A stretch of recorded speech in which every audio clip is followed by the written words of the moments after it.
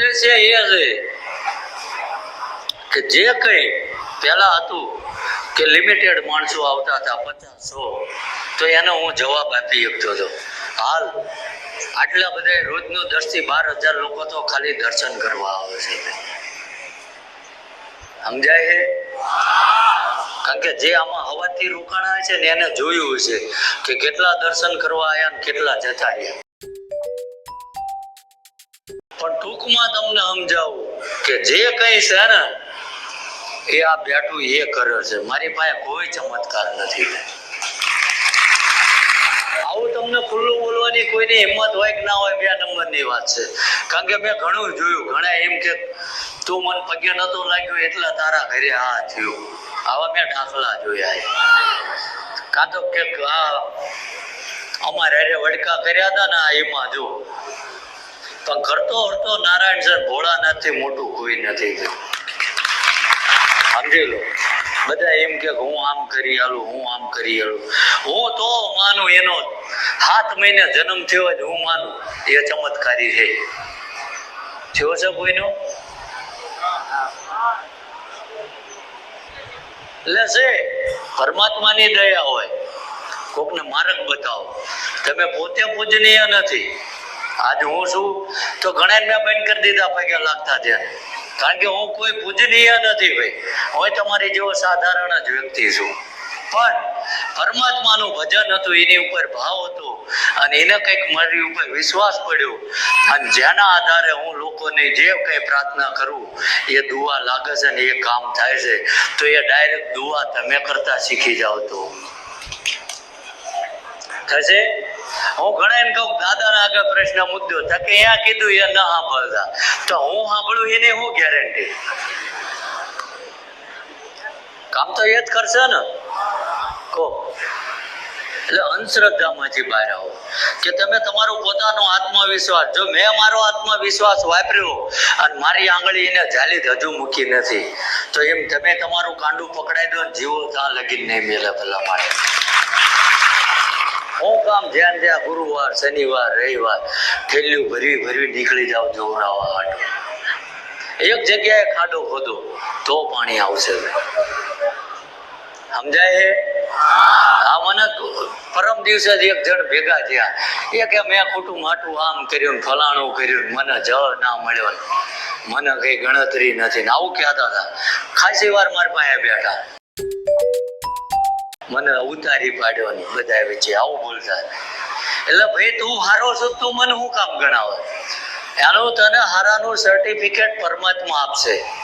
તારું જીવન પૂરું થાય ને ત્યાં લગીનમાં તને એનું રિઝલ્ટ આપી દેશે. અને તારી હારે એવું ગેરવર્તન કર્યું તો તું નબળો છું એ નથી, એ કેવા છે એનો પુરાવો એમને આપ્યો. તો હું કામ જગતમાં ગાવું હોય? સમજાય? એટલે આમાં ઘણા એવા બેઠા છે કે જેની સામે અન્યાય થઈ ગયો છે. કોકનું કઈ લઈ લીધું છે, કોકના શેઢા દબાયા છે, કોકના આપેલા પાસા નથી આપ્યા. અને ઘણા જ મેં એવા જોયા કે છેલ્લા 2.5 મહિનેથી આ આવું કરતા હતા, આવવાનો વ્યાજ નતો ને આજ આયા છે ભાઈ. છે કે નહીં? એટલે જો આ તમારો સમય પાકી ગયો છે, પરમાત્માની દયા થઈ છે, તો હવે બીજે ડાફોળિયા મારવામાં ટાઈમ ના બગાડશો. એની દ્રષ્ટિ સામે તમારી દ્રષ્ટિ મેળવી લો તો આ સૃષ્ટિ હારી જ છે. આપણને જીવતા નથી આવડતું ભાઈ. સમજ્યા? કે ભગવાને આપ્યું હોય ને તોય આપણે ભેગું કર્યું. મારા છોકરાને એટલો ભણાઈ લો, ફલાણું આમ કરી લઉં, થોડુંક એક ઘર બનાવી આલું, પણ તું મરી જઈશ તો એમના ભાગમાં હશે એ થશે. અને કદાચ નહીં હોય તો તું ગમે એટલું ગાળિયા કરીને ભેગું કર્યું એવડાય તું પથારી મૂતો હોય છું નાશ વાળ દેશે. એટલે દીકરી દીકરાને ભણાવો, એવા ખોટા માણસની સોબતથી દૂર રહો. કે છે ને સંગત એવો રંગ લાગે માણસ, જેવો સંગ એવો રંગ. આવું બધે કહે છે. કારણ કે આ સૃષ્ટિ છે. આ સૃષ્ટિ ઉપર જો જાત જાતની બધી આખી ધરતી એક જ છે, પણ જાત જાતના વૃક્ષો છે, જાત જાતના ફળ ફૂલ, એનો બધાની અલગ પહેચાન છે. કે બાવળીઓ રહ્યો એ કોઈ કેરી ના હાલે, એમ માણસ એ ટાઈપના છે કે જે જેની પેલી કે ને વૃત્તિ છે એવું વર્તન લોકો હારે કરે. સમજાય હે?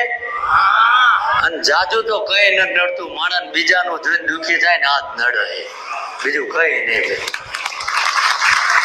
કાલથી ઊંધું વેચી નાખ્યું, બંધ કરીને કર્મ કરવાનું ચાલુ કરો.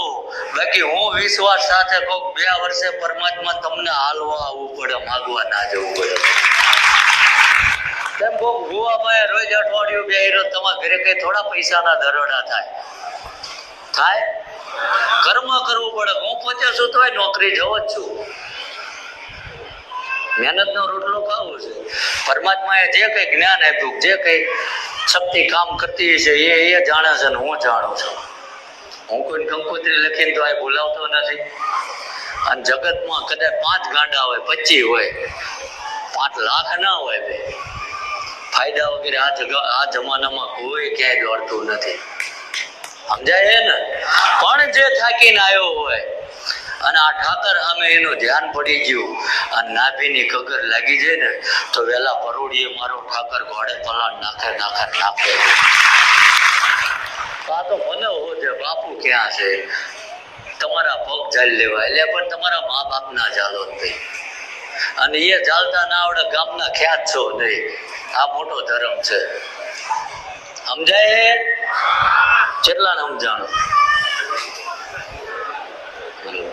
આગળ બેઠા એમના ના સમજાવો, વિડીયો હું આળા કરો. એટલે કહેવાનો ઉદ્દેશ છે એ છે કે આ 18 વર્ષ મેં ક્યારેય કોઈ નાત જાત ન કર્યા, અને મેં ક્યારેય પૂછ્યું નથી કે તું કઈ વરણનો છું, તારે અહીં ન જમવાનું. બધાને એક જ પંગે, કરોડપતિ હોય તો અહીંયા ખાય, અને કશું ખીચામાં એક કાણીઓ પૈસો ના હોય તો એનું જમવાનું યાદ હોય.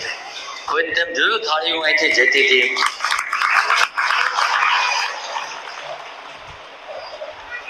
ઘણા એમ કે બાપુ તેમ મને સમજી નહીં શકતા, આમ તેમ. તું મને સમજી શકતો.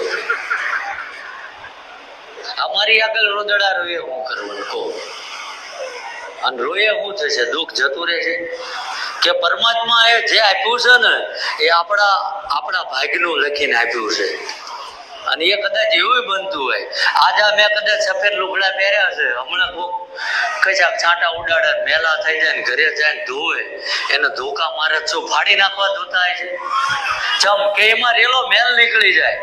એમ કદાચ પરમાત્મા આપણને જો દુઃખ આપતો હોય તો એનો મતલબ એવું નથી કે નડતર જ હોય. આપણા કુટુંબ, આપણા કબીલા, આપણા મિત્ર, આપણા હગાવાલા આ બધા ધોકા મારતા હોય કે આપણને ખબર પડે કે કોણ ખરાબ ટાઈમમાં કેટલું. ભગવાન આપણને સહાનુભૂતિ કરાવે છે કે એકવાર ફાંકો ના રહી જાય મારી વાહે આ ઉભો છે. સમજાય? શું સમજાય? શું સમજાણું કહો? બોલવાની આળા થાય ભલામણ. તમને જો બોલવાની આળા થતી હોય, દાદાને કામ કરવાની નહીં થાય?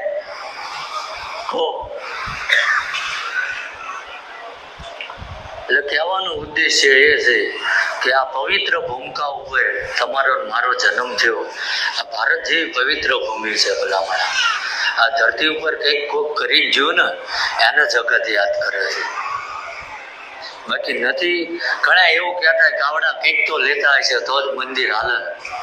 એક પુરાવો રજૂ કરો, એક કે ક્યાંય આ સસ્તાની ગાડી કે આ સસ્તાના માણસો તમારી પાસે 5 રૂપિયા માંગવા આવ્યા છે?